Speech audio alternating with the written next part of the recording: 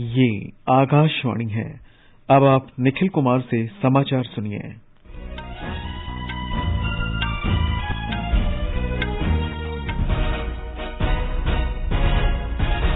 Corona संक्रमण को देखते हुए आपसे अपील है कि लापरवाही न बरतें, सभी एहतियाती उपायों का पालन करें और पहला टीका लगवा चुके 45 वर्ष से अधिक उम्र के लोग सही समय पर दूसरा टीका लगवाएं।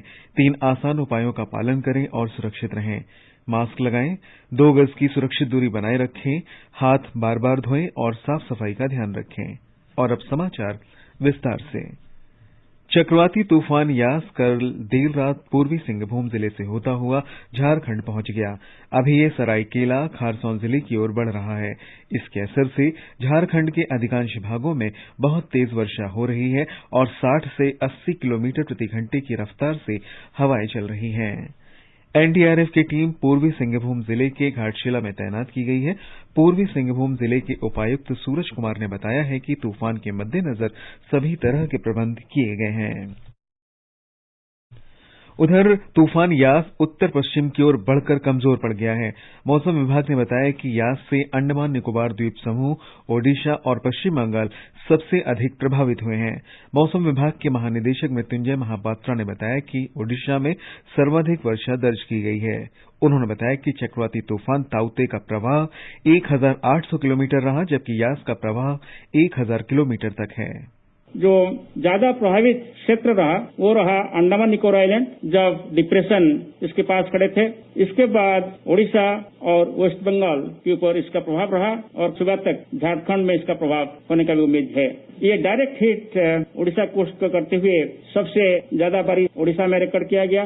सामुद्रिक लहर 2 से 4 मीटर ऊंचाई का नॉर्थ ओडिशा और एडजॉइनिंग वेस्ट बंगाल का जो डिस्ट्रिक्ट है, जैसे बालासोर, भद्रक, मेदिनीपुर और 24 परगना में रिकॉर्ड किया गया। यास तूफान से पश्चिम बंगाल के पूर्वी मेदिनीपुर और दक्षिण 24 परगना के तटवर्ती क्षेत्रों में भारी नुकसान हुआ है। तूफान के इस क्षेत्र से गुजरने के बाद से 70 से 80 किलोमीटर प्रति घंटे की गति से कल तेज हवाओं के साथ भीषण वर्षा हुई। समुद्र में ऊंची लहरें उठी और करीब 70 किलोमीटर क्षेत्र में नदी तटबंधों को नुकसान पहुंचा और 51 तटबंध टूट गए। करीब 20,000 कच्चे मकान ढह गए हैं। एनडीआरएफ, एसडीआरएफ और सेना की आपदा प्रबंधन टीमें युद्ध स्तर पर बचाव कार्यों में लगी हुई हैं।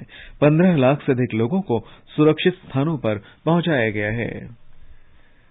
चक्रवात यास के ओडिशा तट से टकराने के दौरान भारतीय तटरक्षक बल के एहतियाती उपायों से कई लोगों की जान बचाई गई। रक्षा मंत्रालय ने बताया कि पूर्वी समुद्री तट और अंडमान निकोबार द्वीप समूह पर तटरक्षक बल के पहले से किए गए व्यापक उपायों ने जान और संपत्ति को बचाने में काफी मदद की। पश्चिम बंगाल सरकार के अनुरोध पर भारतीय तटरक्षक बल ने सहायता के लिए दीघा और कोंटाई में राहत की टीमें तैनात की हैं। भारतीय तटरक्षक बल के एयर कुशन व्हीकल ने भी पश्चिम बंगाल के नयाचारा में फंसे करीब 100 लोगों को बचाया है। बचाव अभियान जारी है। देश में अब तक 20 करोड़ 25 लाख से अधिक कोविड टीके लगाए जा चुके हैं। इनमें 98 लाख से अधिक स्वास्थ्य कर्मियों को पहला टीका और 67 लाख से अधिक को दूसरा टीका दिया गया है। हमारे संवाददाता ने बताया है कि 1 करोड़ 52 लाख से अधिक अग्रिम पंक्ति के कार्यकर्ताओं को पहला टीका और 84 लाख से अधिक को दूसरा टीका लगाया जा चुका है।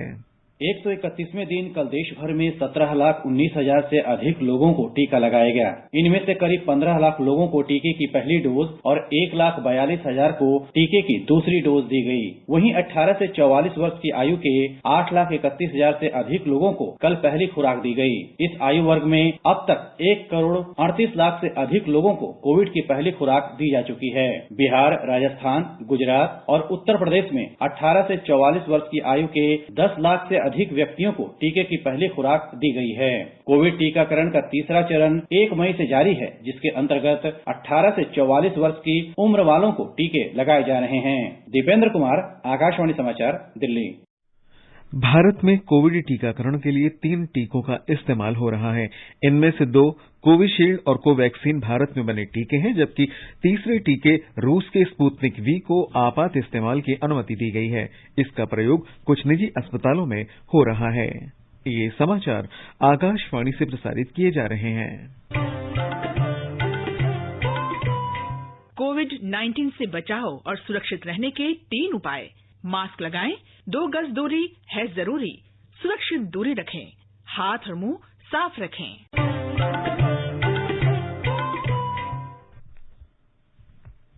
स्वास्थ्य परिवार कल्याण मंत्रालय ने कहा है कि राज्यों तथा केंद्र शासित प्रदेशों के पास अब भी 1 करोड़ 77 लाख से अधिक कोविड टीके उपलब्ध हैं।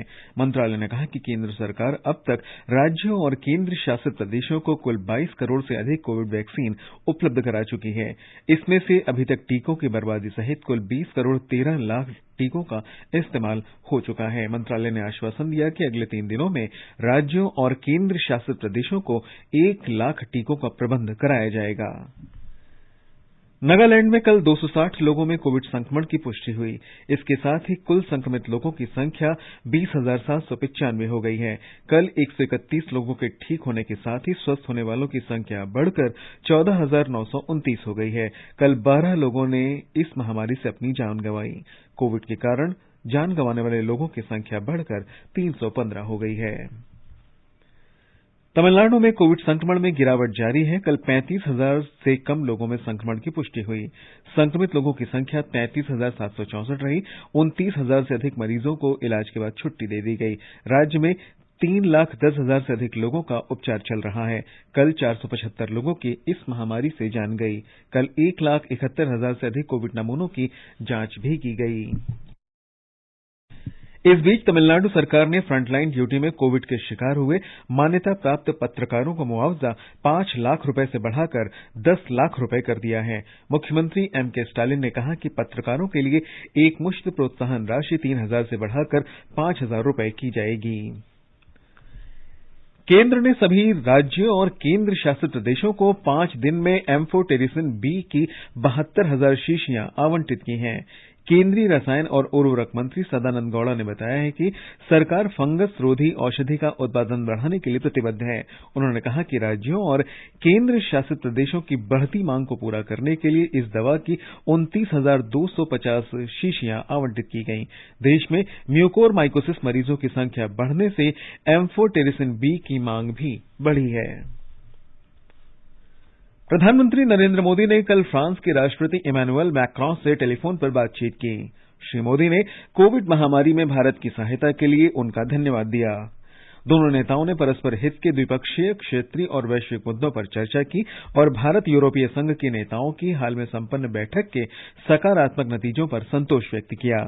दोनों नेताओं ने हाल के वर्षों में भारत फ्रांस रणनीतिक साझेदारी सुदृढ़ होने पर भी संतोष व्यक्त किया और कोविड काल के बाद भी साथ मिलकर काम करने पर सहमति व्यक्त की। विदेश मंत्री डॉक्टर एस जयशंकर ने कहा है कि कोविड की वैश्विक चुनौतियों से निपटने का एकमात्र रास्ता वैश्विक सहयोग और प्रभावी रोकथाम है। श्री जयशंकर अपनी अमेरिका यात्रा के दौरान कल न्यूयॉर्क में हूवर इंस्टीट्यूट के कार्यक्रम को संबोधित कर रहे थे। उन्होंने कहा कि संकट के इस दौर में सबसे सही उपाय एक दूसरे की मदद करना है। श्री जयशंकर ने कहा कि महामारी की दूसरी लहर से निपटने में भारत को व्यापक सहयोग मिल रहा है। तुर्की के रेड क्रिसेंट सोसाइटी में कल चिकित्सा आपूर्ति की एक खेप भारत पहुंची। भारत ने तुर्की सरकार के इस सहयोग की सराहना की है। इलेक्ट्रॉनिकी और सूचना प्रौद्योगिकी मंत्रालय ने सोशल मीडिया मंचों से नए सूचना प्रौद्योगिकी नियम 2021 के अनुपालन का ब्यौरा मांगा है। इस वर्ष 25 फरवरी को अधिसूचित नए नियम कल से लागू हो गए। मंत्रालय ने नए नियमों के तहत डिजिटल प्लेटफॉर्म द्वारा नियुक्त मुख्य अनुपालन अधिकारी और रेजिडेंट शिकायत अधिकारी का भी विवरण मांगा है। केंद्र ने महत्वपूर्ण सोशल मीडिया प्लेटफॉर्म को 3 महीने का समय नए नियम समायोजित करने के लिए दिया था। 50 लाख यूजर्स से अधिक का कोई भी social media platform significant social media intermediary माना जाता है।